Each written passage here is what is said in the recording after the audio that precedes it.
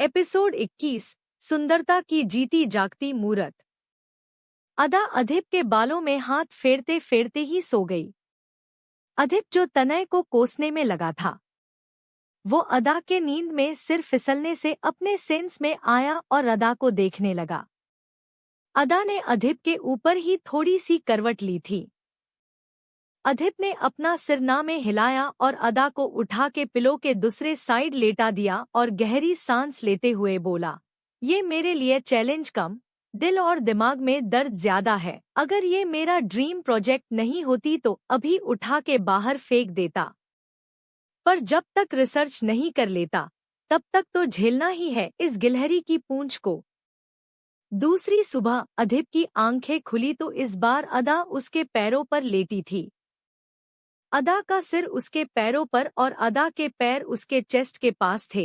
अब बेचारी अदा छोटी बच्ची थी तो उसके पैर भी छोटे थे। अगर उसकी हाइट कुछ बड़ी होती तो उसके पैर अधिप के मुंह पर रखे होते। अधिप उठ के बैठ गया और अदा को घूरते हुए बोला, लड़की है कि चक्कर गिन्नी बेड पर नाचती ही रहती है। अधिप ने अपना सिर झटका और बाथरूम में चला गया।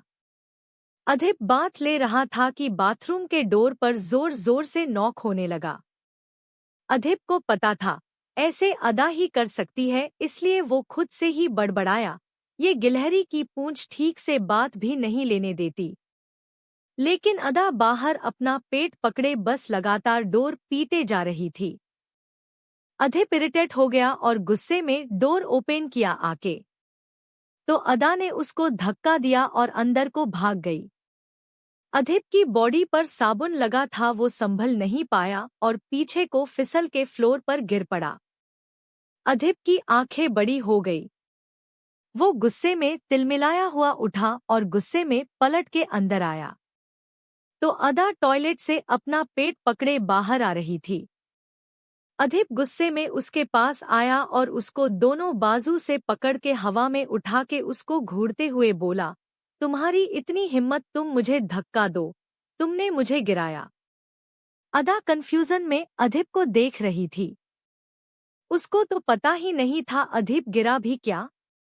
उसको तो रेस्ट रूम जाना था, इसलिए वो भाग के धक्का देते हुए अंदर गई। तनय ने तो उसको यही बताया था, जब रेस्ट रूम जाना हो तो जो भी सामने आए उसको धक्का दो और भागो। अदा अधिप को देख रही थी। अधिप ने बस टॉवल पहनी हुई थी। उसके बॉडी पर कई जगह साबुन के झाग थे, उसके बालों में भी झाग लगा हुआ था।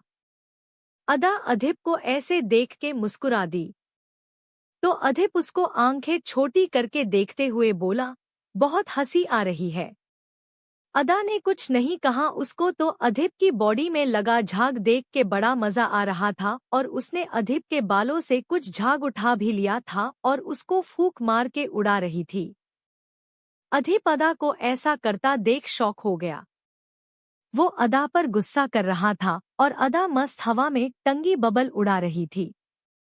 अधिप ने गुस्से में अदा को नीचे उतार के खड़ा किया और बोला, तुमको मैं छोड़ूंगा नहीं। लेकिन अदा ने अधिप की बात नहीं सुनी। उसको तो बबल उड़ाने थे और अब अदा के हाथ से बबल खत्म हो गए थे। अदा ने सिर उठा के अधिप को देखा तो उसके सिर पर अभी भी कुछ झाग बाकी था।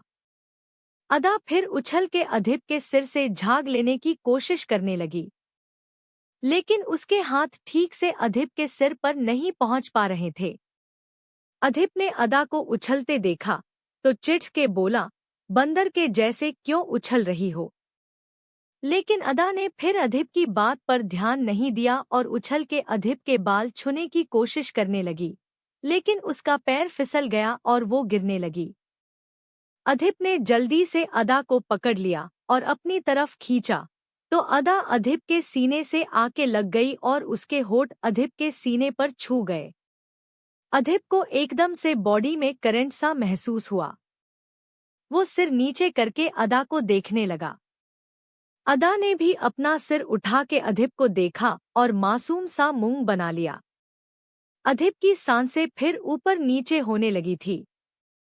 अदा उसके सीने से लगी खड़ी उसको देख रही थी। अधिप ने गहरी सांस ली और अदा को अपने आप से दूर करने जा रहा था कि अदा अपने होठ साफ करने लगी। अधिप को कुछ अजीब सा लगा और वो रुक गया। अदा गंदा सा मुंह बनाए अपने होठ रफ कर रही थी, और ऐसा करती भी क्यों ना, अधिप की बॉडी में लगा साबुन उसके होठों में जो लग गया था। अदा ने फिर होठ साफ करते हुए अपनी जीभ बाहर निकाल ली, जैसे उसको फील हो रहा हो साबुन उसके मुंह में चला गया। अधिप ने अपनी आंखें छोटी कर ली और अदा की जीभ पकड़ के बोला, तुम गिलहरी की पूंछ एक दिन तनय के साथ रह के बहुत मुंह बनना सीख गई हो। अदा अधिप को आंखें बड़ी करके देखने लगी। अधिप ने अदा की जीभ छोड़ी और उसके सिर पर मारते हुए बोला, दोबारा मुंह बनाया तो मुंह को मशीन में रख के फ्लैट कर दूंगा। फिर कितनी भी कोशिश कर लो कोई फेस नहीं बना पाओगी। अदा ने फिर अपना मुंह खोल लिया। अधिप ने अपनी आंखें बंद की और अपना सिर झटकने लगा कि अचानक अदा ने उसकी बॉडी में अपनी उंगली घुमाई।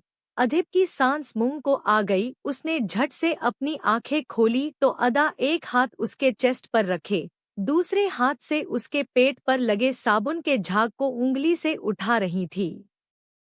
अधिप का गला सूख गया। ये लड़की पक्का उसको प्यासा मारेगी, लेकिन वो अब और इस लड़की की हरकतें नहीं झेलेगा। वो ऐसे तो नहीं मरना चाहता।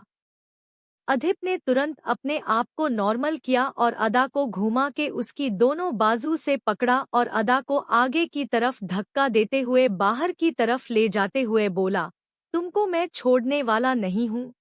हर एक चीज का बदला लूंगा, बस 1-2 हफ्ते रुक जाओ, उसके बाद तुम्हारी खैर नहीं। बहुत परेशान कर लिया तुमने, बहुत शौक है ना तुमको मेरी सांसें रोकने का। तुम्हारी सांसें ना रोलर कोस्टर पर भागा दी तो मेरा नाम अधिप खन्ना नहीं। अधिप बोल रहा था और अदा बस हैरानी से आगे बढ़ते हुए अधिप को सिर घुमा के देख रही थी। उसको तो समझ ही नहीं आ रहा था कि अधिप बोल क्या रहा है, या फिर अधिप अभी उसे उसको धक्का मार के बाथरूम से बाहर निकाल रहा था। अधिप ने अदा को बाथरूम से बाहर किया और फिर शॉवर के नीचे आके खड़ा हो गया।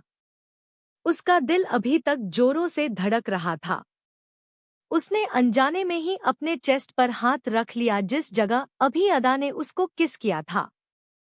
अधिप के होठों पर अपने आप एक मुस्कान तैर गई, लेकिन तुरंत ही उसको कुछ ख्याल आया और वो सीरियस हो गया। कुछ ही देर में अधिप भी बात लेकर बाहर आया तो अदा चुपचाप बेड पर बैठी थी। अधिप ने एक नज़र अदा को देखा और बोला, जाओ बात ले लो, तुमको आज से मेरे साथ कंपनी चलना है। अदा कुछ नहीं समझी तो शांत बैठी रही।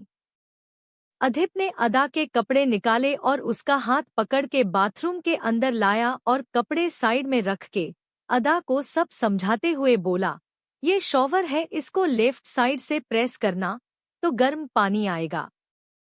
ये शॉवर जेल है, इसको अपनी बॉडी पर लगा के बॉडी क्लीन कर सकती हो।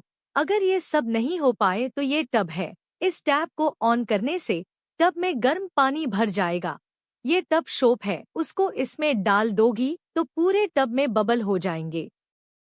फिर ये हैंड शॉवर, इससे अपने आप को क्लीन करके ये तुम्हारे कपड़े रखे हैं, ये टॉप, ये जीन्स और ये ओवरकोट, ये सब तो तुमको पहले से पहनना आता है। और हाँ, ये टॉवल पहले अपने आप को इससे ऐसे पोंछ लेना। अधिप ने अदा का हाथ पकड़ के पोंछ के बताया, फिर आगे बोला, फिर ये कपड़े पहनना ओके। अदा सब समझ गई और बोली, ओके बॉस। अधिप बोला, तो जल्दी से बात ले लो और 5 मिनट में बाहर आओ। मुझे लेट होना और वेट करना बिल्कुल पसंद नहीं, बोल के अधिप बाहर चला गया। अदा सिर घुमा के सब देखने लगी। उसको अधिप की हर बात याद आ रही थी, कैसे कैसे क्या करना है। अधिप बाहर आया और फिर लैपटॉप और अपनी डायरी लेकर बैठ गया। वो अदा के ऊपर जो रिसर्च करने वाला था उस पर स्टडी कर रहा था। ऐसे ही 1 घंटा निकल गया। जब अधिप के फोन में मैसेज आया उसने तब जाके फोन देखा। तो टाइम देख के उसकी आंखें बड़ी हो गई। वो अपनी स्टडी में इतना खो गया था कि समय का ख्याल ही नहीं रहा और ना इस बात का कि अदा बाथरूम से अभी तक बाहर नहीं आई। अधिप तुरंत उठा और बाथरूम की तरफ भागा। इस बार अधिप ने एक बार ये नहीं सोचा अदा अंदर किस हाल में होगी। उसको बस अदा की चिंता थी, कहीं उसको कुछ हो तो नहीं गया। अधिप भाग के बाथरूम के अंदर आया तो उसकी आंखें बाहर आ गई। फ्लोर पर चारों तरफ बस बबल ही बबल थे। टब में ऊपर तक बस बबल ही दिख रहे थे। शॉवर से पानी बस बह रहा था। फ्लोर पर इधर उधर शैम्पू के डिब्बे पड़े थे। अदा कहीं नहीं थी, लेकिन अधिप जानता था अदा कहीं नहीं है तो बबल के नीचे होगी। लेकिन अधिप को अनजाना सा डर भी था। इतनी देर हो गई, टब में पानी ऊपर तक भरा था, कहीं अदा को कुछ हो तो नहीं गया। अधिप धीरे धीरे कदमों से टब के पास आया कि उसका पैर शैम्पू के डिब्बे पर पड़ा और वो फिसल के सीधा टब के अंदर गिरा। अधिप का गिरना था कि अदा एक चीख के साथ पानी के नीचे से बाहर निकली। अधिप के गिरने से अदा को उसके हाथ जोर से अपने पेट पर लगे थे और वो चीख पड़ी थी। अधिप भी जल्दी से टब में उठ के बैठ गया तो अदा उसको आंखें बड़ी करके देख रही थी। अदा के पूरे बालों में, उसके फेस में, सब जगह बस झाग ही झाग लगा था। अधिप फिर अदा को देखने लगा। अदा की बस आंखें दिख रही थी, बाकी वो पूरी झाग से लिपटी हुई थी। अदा और क्यूट लग रही थी। अधिप बस टब में बैठा उसे निहार रहा था। अदा को कुछ भी समझ नहीं आया, लेकिन अदा को अधिप का हाथ पेट पर जोर से लगा था। इसलिए वो अधिप का हाथ पकड़ के अपने पेट पर रखते हुए बोली, बॉस। अधिप की सांसें फिर ऊपर नीचे हो गई। उसका हाथ कुछ कांप सा गया। उसने अदा के पेट से हाथ हटा लिया और अपनी नजरें इधर उधर करते हुए बोला, तुमको नहाने को बोला था कि तबाही मचाने को। अदा मासूमियत से अधिप को देखने लगी। अधिप ने अदा का हाथ पकड़ा और बाथटब से बाहर निकाल के उसको शॉवर के नीचे लाके खड़ा कर दिया। अदा पानी के नीचे उछलने लगी। अधिप फिर उसको देखने लगा, लेकिन जल्दी ही अधिप ने अपने आप को संभाला और शॉवर बंद करके अदा को टॉवल देते हुए बोला, जल्दी से कपड़े चेंज करके आओ, बोल के अधिप बाहर चला गया। अदा भी जल्दी चेंज करके आ गई। तब तक अधिप ने भी दूसरे रूम में जाके कपड़े चेंज कर लिए थे। लेकिन आज भी अदा ने कोट के बटन बंद नहीं किए थे। इसलिए अधिप ने अदा को बेड के ऊपर खड़ा करके उसके बटन बंद किए और उसको कंपनी के लिए पहले से देर हो चुकी थी, इसलिए वो अदा को ऐसे ही अपने साथ लेकर चला गया। अधिप अब अदा को तनय से दूर हो रखना चाहता था, इसलिए उसको अपने साथ कंपनी लेकर चला गया था। कुछ ही देर में अधिप पर्सनल लिफ्ट से अपने केबिन में पहुंचा तो कोई अदा को देख नहीं पाया। लेकिन सिद्धार्थ, जो अधिप का पर्सनल असिस्टेंट था, वो अधिप को आज की मीटिंग के बारे में बताने आया। तो अदा को कैबिन में बैठा देख के उसकी नजरें उसके ऊपर ही रुक के रह गई। ब्लैक जीन्स, ब्लैक ओवरकोट पहने बैठी लड़की, जिसका छोटा सा गोल चांद का मुखड़ा, सुंदरता की जीती जागती मूरत। सिद्धार्थ ने अदा को देखा तो वो भूल ही गया वो खड़ा कहाँ है और किसे देखने की गलती कर रहा है। ऊपर से अदा के गीले बाल जो उसके फेस पर थे, वो तो किसी को भी उसको देखने पर मजबूर कर दे। ऊपर वाले ने पूरी फुर्सत से अदा को बनाया था, जिसके हर एक फीचर में एक अलग सा अट्रैक्शन था। सिद्धार्थ अदा को देख रहा था और अधिप सिद्धार्थ को। अधिप की आंखें लाल हो गई थी, कोई उसकी गिलहरी को कैसे देख सकता था। अधिप के जबड़े सख्त हो गए। तभी अदा को छींक आई, जिससे सिद्धार्थ अपने कुछ सेंस में आया और उसको अपने ऊपर किसी की जलती नजरें महसूस हुईं। सिद्धार्थ ने नजरें घुमा के अधिप को देखा तो मानो उसका शरीर बर्फ जैसा ठंडा पड़ गया। उसकी जान सूख गई। उसको अपनी मौत अधिप की आंखों में नजर आने लगी। वो भाग के अधिप के पैरों में आके के बैठ गया और बोला, सॉरी सर, दोबारा गलती नहीं होगी सर, प्लीज माफ कर दीजिए। अधिप गुस्से में पेपर वेट टेबल पर बार बार पटकते हुए सिद्धार्थ को देख रहा था। अधिप से अपना गुस्सा बर्दाश्त नहीं हुआ। वो अदा के ऊपर किसी की एक नज़र बर्दाश्त नहीं कर सकता था। अधिप ने पेपर वेट सिद्धार्थ को मारने के लिए उठा लिया कि अदा सिद्धार्थ के पास आई और बोली, भैया भूख लगी है। अधिप रुक गया और अदा को देखने लगा। सिद्धार्थ, जिसने अपनी आंखें डर से बंद की हुई थी, उसने जल्दी से अपनी आंखें खोली और सिर घुमा के अदा को दिखने लगा। अदा इस समय उसके लिए किसी देवी से कम नहीं थी जिसने उसकी जान बचाई थी आके। अदा फिर सिद्धार्थ के कंधे पर हाथ रखते हुए बोली, वेटर भैया खाना ला दो, भूख लगी है। अधिप ने अपनी आंखें छोटी कर ली और समझने की कोशिश करने लगा, अदा ऐसा क्यों बोल रही है। पर अदा ऐसा इसलिए बोल रही थी क्योंकि कल तनय ने अदा को बताया था, ये वाइट कलर के कपड़े पहने भैया हमको खाना लाके देते हैं, जब तुमको भूख लगे तो खाना इनसे मांगना। और आज सिद्धार्थ ने वाइट शर्ट पहनी थी तो अदा उसको वेटर समझ रही थी। सिद्धार्थ भी वेटर शब्द सुन के थोड़ा शौक था, लेकिन बात कुछ भी हो उसकी जान तो बची। वो अपनी जान बचाने के लिए इस सुंदरी का वेटर क्या चपरासी भी बन जाएगा। सिद्धार्थ जल्दी से अदा की तरफ घूमा और बोला, मैम आप क्या खाएंगी। अदा फिर अपनी बात को दोहराते हुए बोली, वेटर भैया खाना ला दो, भूख लगी है।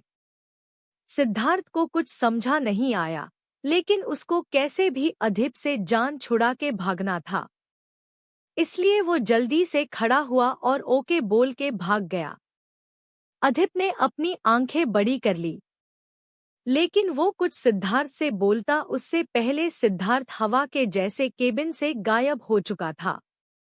अधिप फिर अदा को घूर के देखने लगा, जो चुपचाप उसके सामने खड़ी थी। अधिप ने अदा का हाथ पकड़ के अपने पास किया और अपनी गोद में बैठा के बोला, तुम क्यों मेरे गुस्से को बढ़ा रही हो, कहीं तुम्हारी वजह से मैं सब जगह आग ना लगा दूं। अदा चुपचाप सी बैठी थी और बेचारी करती भी क्या। हमारी भोली भाली अदा को ये जलन और गुस्से से भरी बातें समझ ही कहाँ आती थी। लेकिन अदा की वजह से अधिप सच में अपना कंट्रोल खोता जा रहा था। वो भले अदा को प्यारे से ना देखे, लेकिन किसी और की नजरें भी वो अदा पर बर्दाश्त नहीं कर सकता था। अगर किसी ने अदा को नजरें उठा के देखा तो वो सच में आग लगा देगा। और वो इतनी हिम्मत, ताकत और जज्बा सब रखता था। और अगर देखा जाए तो अधिप का ऐसा करना भी कहीं से गलत नहीं था। उसकी छोटी सी गिलहरी थी ही इतनी प्यारी और मासूम, कोई भी उसके ऊपर अपनी जान न्यौछावर कर दे। ऊपर से अधिप जानता था अदा कुछ नहीं समझती, वो किसी के भी बहकावे में आ सकती है, कोई भी उसका गलत फायदा उठा सकता है। इसलिए अधिप को अदा के लिए थोड़ा डर सताता था। भले वो ये बात ना माने, वो अदा से प्यार करने लगा है, लेकिन उसके दिल में अदा की सूरत ही नहीं, उसकी मासूम सीरत भी छप चुकी थी। अधिप बंद आंखों से अदा को महसूस कर सकता था। अब उसकी धड़कनें अदा की धड़कनों के साथ चलती थी। एपिसोड 22, आखिर अदा है किसकी बंदी।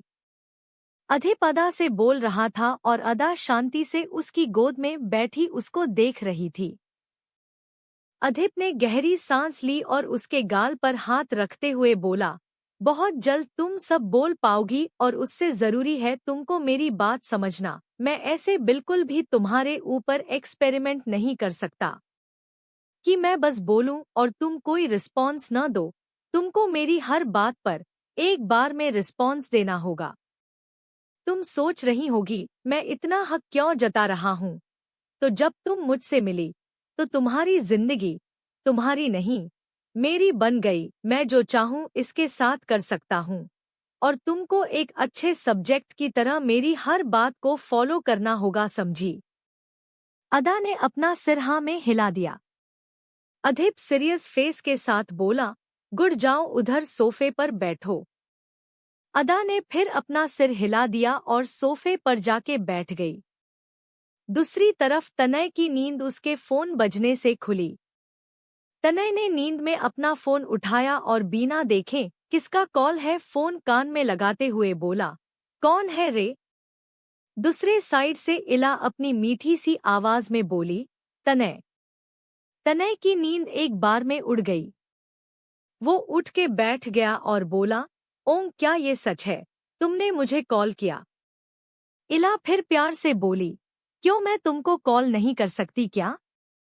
तनय अपने बालों में हाथ घुमाते हुए बोला, ऐसी बात नहीं, मैं तो चाहता हूँ तुम दिन रात मुझे कॉल करो पर तुम्हारे पास टाइम ही नहीं होता। इला, लेकिन अब मेरे पास तुम्हारे लिए टाइम ही टाइम है।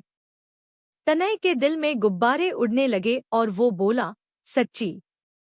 इला, हम्मम आज मुझसे मिलोगे? तनय को तो चक्कर आने लगे।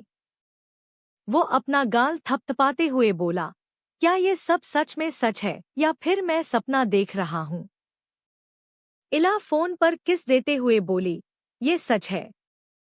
तनय घायल होकर सीधा बेड पर गिर गया और अपने दिल पर हाथ रख के बोला, हाय आज की सुबह तो मेरी लाइफ की सबसे हसीन सुबह है। तुमने मुझे किस दी? ओ माय गुडनेस, ये तो मेरे सपने में भी नहीं हो सकता था। ये तो पक्का सच ही है यार, आज सूरज कहाँ से निकला है? इला फिर प्यार से बोली, उठो और देख लो, आज सूरज कहाँ से निकला है। तनय पिलो को कस के हक करते हुए बोला, यार आज तुमने क्या खाया है? लगता है आज तुमने मेरा शुगर लेवल बढ़ाने की ठानी है। इला, वैसे तो मैंने कुछ नहीं खाया, सोचा तुम्हारे साथ ही ब्रेकफास्ट करूंगी और आज पूरा दिन तुम्हारे साथ ही रहूंगी। तनय शौक होते हुए बोला, क्या डॉट? इला, तुम ऐसे क्यों शौक हो रहे हो? क्या मैं पूरा दिन तुम्हारे साथ नहीं रह सकती? तनय मुस्कुराते हुए बोला, अरे यार मैं तो चाहता हूँ तुम एक दिन क्या पूरी जिंदगी मेरे साथ रहो पर तुम मानती ही नहीं। पर आज ये करिश्मा कैसे हुआ? इला, वो मम्मी पापा काम से बाहर गए हैं, रात तक आएंगे तो सोचा आज पूरा दिन तुम्हारे साथ बिताऊं।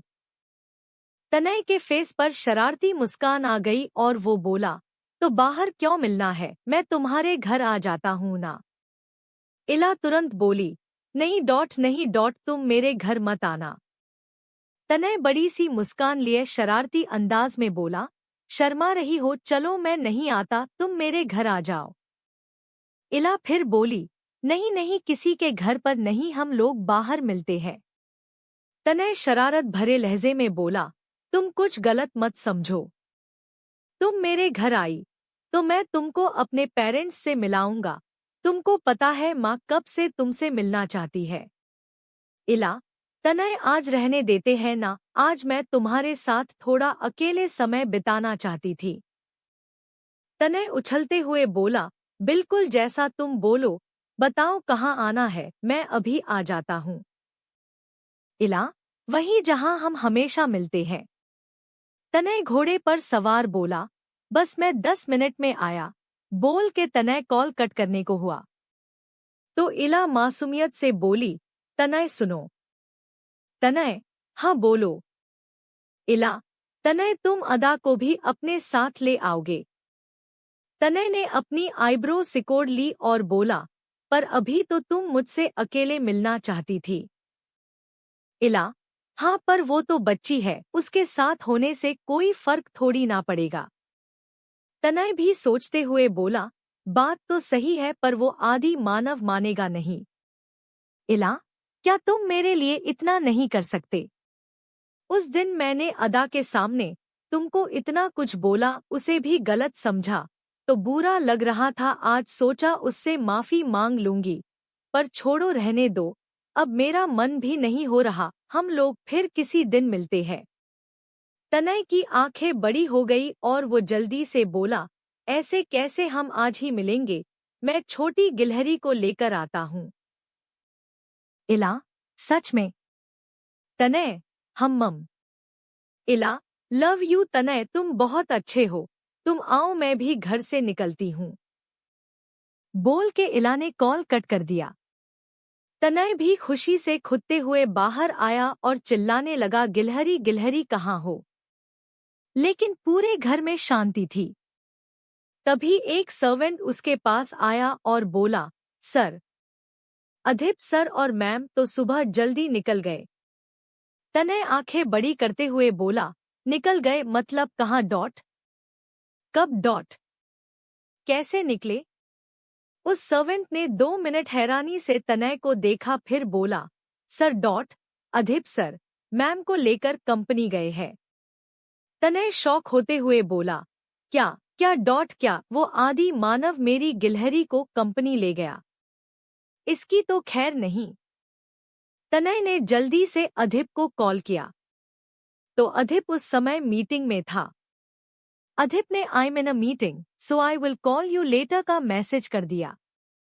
तनय ने मुंह बनाया और ऐसे ही नाइट सूट में घर के बाहर जाते हुए बोला, इस आदि मानव की मीटिंग की ऐसी की तैसी मेरी लव लाइफ में ग्रहण बनने की कोशिश कर रहा है, इसके राहु केतु स्थित करने पड़ेंगे। बोलते हुए तनय ऐसे ही नाइट सूट पहने अधिप की कंपनी के लिए निकल गया। अधिप मीटिंग रूम में था और अदा उसके केबिन में बैठी थी और सिद्धार्थ को उसके चपरासी की ड्यूटी मिली थी। सिद्धार्थ को सजा में जब तक अधिप मीटिंग से नहीं आ जाता तब तक उसके केबिन के बाहर पहरा देना था। ना वो अंदर जा सकता था, ना किसी और को अंदर जाने की परमिशन थी। तनय अधिप की कंपनी पहुंचा तो सभी उसको ही देख रहे थे। लड़कियां तो तनय को देख के फिसली जा रही थी। तनय नाइट सूट में लग ही रहा था, इतना क्यूट। तनय भागते हुए अधिप के कैबिन में आया तो सिद्धार्थ ने तनय को पहले तो एक नजर हैरानी से देखा, फिर बोला, गुड मॉर्निंग सर। तनय मुंह बनाते हुए बोला, काहे का गुड मॉर्निंग? उस आदि मानव के बच्चे ने गुड होने ही ना दी मॉर्निंग। सुबह सुबह मेरे जैसे बच्चे को भागने में लगा है। सिद्धार्थ को ठीक से समझ नहीं आया तनय बोलना क्या चाहता था, लेकिन फिर भी वो बोला, सर अधिप सर मीटिंग रूम में है। तनय मुंह बना के बोला, हाँ पता है, मैं उससे नहीं मिलने आया, मैं तो गिलहरी को लेने आया हूँ। गिलहरी कहाँ है? सिद्धार्थ कुछ समझने की कोशिश करते हुए बोला, वो सुंदरी। इतना बोल के सिद्धार्थ चुप हो गया क्योंकि तनय उसको आंखें छोटी करके देख रहा था। सिद्धार्थ ने फिर अपनी बात को सही करने के लिए मुंह खोला, लेकिन तनय उसको घूरते हुए बोला, क्या बोला तुमने? सिद्धार्थ की आवाज गले में अटक गई और वो अपना थूक अंदर करते हुए खुद से ही बोला, हे भगवान, आज मेरा दिन ही खराब है। लगता है मेरी कुंडली में लड़की दोष है। इस सुंदरी के आते ही दूसरी बार मेरी जान खतरे में है। तनय सिद्धार्थ को शांत देख के उसकी तरफ बढ़ते हुए बोला, वो मेरी गिलहरी है, समझे? कॉल हर गिलहरी बॉस, अंडरस्टैंड? गिलहरी के सामने नजरें नीची और 5 हाथ की दूरी बना के रखना, वरना जानते तो तुम बहुत अच्छे से हो मुझे। सिद्धार्थ की जान सुखी जा रही थी, उसको तो समझ नहीं आ रहा था आखिर वो लड़की थी कौन जो सब उसके लिए इतने पजेसिव हुए जा रहे हैं। और तनय सर की तो पहले से गर्लफ्रेंड है। सिद्धार्थ सोच रहा था कि उसके दिमाग में आया वो लड़की इतनी सुंदर है कि कहीं अधिप और तनय दोनों एक ही लड़की के प्यार में तो नहीं पड़ गए, पर अधिप सर की भी तो अभी शादी हुई है। यार ये सब क्या चल रहा है?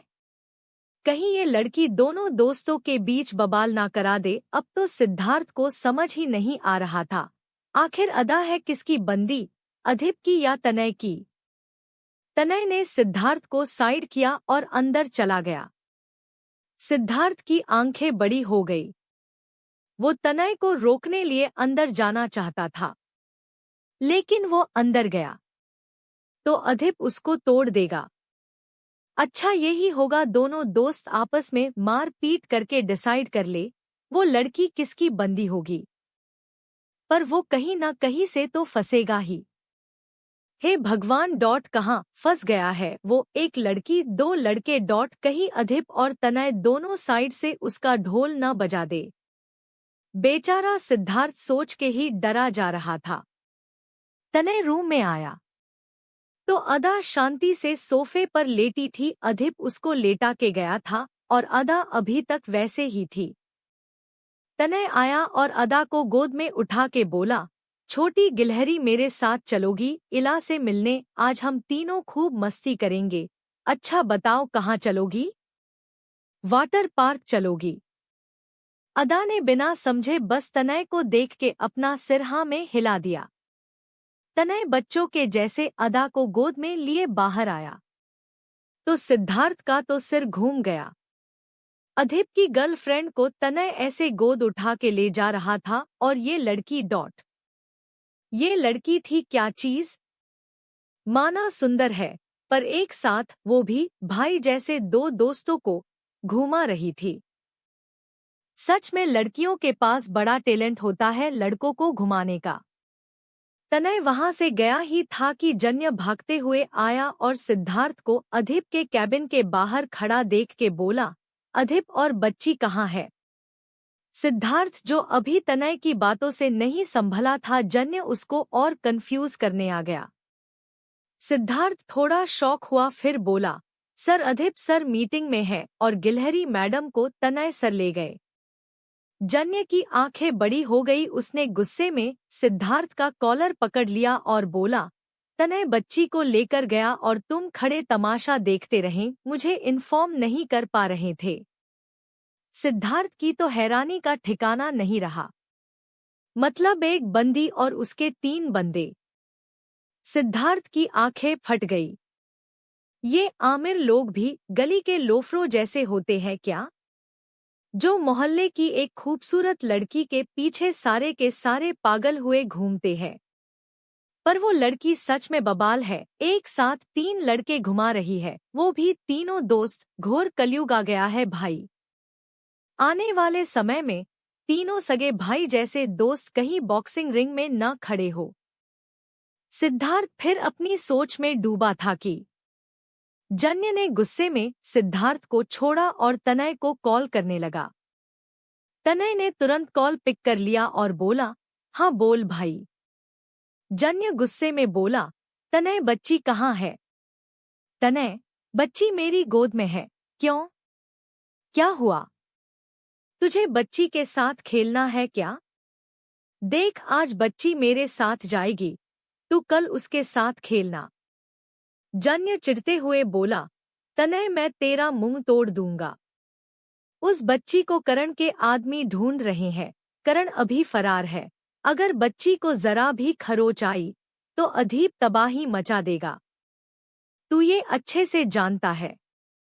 तनय मुंह बनाते हुए बोला, ओए बॉडी बिल्डर तू कब से किसी की आदमी या औरत से डरने लगा? किसी की इतनी औकात जो हमसे टकराए? जन्य गुस्से में बोला, हाँ तभी कल सिर पर हॉकी खा के आया था। तनय मुंह बनाते हुए बोला, ओए मजाक मत बना, उसने पीछे से मारा था। जन्य सीरियस टोन में बोला, दुश्मन पीछे से ही वार करते हैं। तनय बात को खत्म करने के लहजे से बोला, ठीक है ज्ञान मत दे, मैं बच्ची का ध्यान रखूंगा। जन्य फिर गुस्से में बोला, तनय देख अधिप बहुत गुस्सा करेगा। तनय रुक गया और कुछ सोचते हुए बोला, आदि मानव की दिक्कत है, चल अब आदिमानव खुद मुझे बुला के बोलेगा, इस गिलहरी को ले जाओ। जन्य शक करते हुए बोला, तू क्या करने वाला? तनय मुस्कुरा के बोला, बस देखते जाओ। कुछ ही देर में अधिप कुछ दूसरी कंपनी के सीईओ के साथ बैठा मीटिंग कर रहा था कि अचानक से मीटिंग रूम में अंदर पायल के छन छन की आवाज आने लगी। सभी ने सिर घुमा के डोर की तरफ देखा तो अदा अधिप को देख के मुस्कुराते हुए उसकी तरफ नजाकत से चलते हुए आ रही थी। अदा को देख के अधिप की आंखें फिर उल्लू जैसी फैल गई। बाकी सब भी ध्यान से अदा को देख रहे थे। अदा की अदाएं किसी को नजरें हटाने क्या? पलके झपकाने तक की इज्जत नहीं दे रही थी, जो देख के अधिप का खून जला जा रहा था। अदा अपने बाल एक नजाकत से कान के पीछे करते हुए अधिप के पास आई और अपना शूज उतार के अपना पैर अधिप के सीने पर रख लिया। अब तो बाकी सबकी आंखें और मुंह दोनों फट गया, और अधिप का भी हाल कुछ ऐसा ही था। अदा ने अधिप के सीने पर पैर रखा और उसकी तरफ थोड़ा झुक के पायल ठीक करने की एक्टिंग करते हुए मधुर आवाज में बोली, मुझे भूख लगी है। अदा की आवाज और उसकी हरकत देख के अधिप का गला सूख गया। उसके माथे पर पसीने की बूंदें आ गई। अदा थोड़ा और अधिप की तरफ झुकी और उसके फेस पर फूंक मारते हुए बोली, इट्स सो हॉट। अधिप ने अपने थूक से अपना गला गीला किया, लेकिन उसका शरीर जम चुका था। अदा को देख के उसके दिमाग में काम करना बंद कर दिया था। वो भूल चुका था वो इतने लोगों के सामने बैठा है। अदा ने अधिप के माथे से पसीने की बूंदें पोंछी और उसके कान के पास आके अधिप के कान पर किस करते हुए बोली, मैं क्यूट तनय के साथ चली जाऊं। अधिप के शरीर में मानो करंट का पूरा ट्रांसफॉर्मर ही फूट पड़ा। उसको अदा की कोई बात सुनाई ही नहीं दी। वो तो अपने दिल को पकड़ के बाहर आने से रोकने की कोशिश में लगा था। अदा फिर अधिप के फेस के सामने आई और उसके होठों पर उंगली रख के बोली, प्लीज ना मत कहना। वहां बैठे सभी लोगों के लिए ये प्यार का ओवरडोज था। वो सभी अदा और अधिप को देख के खांसने लगे। तो अधिप हड़बड़ा के अपने सेंस में आया और अदा का जो पैर अभी तक उसके सीने पर था वो अधिप के हिलने से फिसल गया और अदा लड़खड़ा के अधिप के ऊपर गिर पड़ी और दोनों के होठ एक बार फिर छू गए। अधिप अभी अपने पूरे सेंस में था। उसने अदा को अपने आप से थोड़ा दूर किया और गुस्से में चिल्लाते हुए बोला, तनय। अधिप का चिल्लाना था कि तनय तुरंत वहां अलादीन के जीन जैसे प्रकट हो गया और मुस्कुराते हुए बोला, मैं गिलहरी को लेकर जाऊं।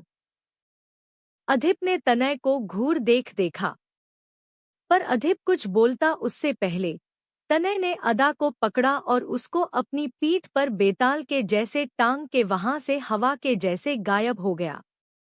सभी अपना मुंह खोले तनय को देखते रह गए। किसी को कुछ समझ नहीं आया। आखिर यहाँ अभी हुआ क्या? अधिप भी गुस्से में लाल मिर्च हो गया था।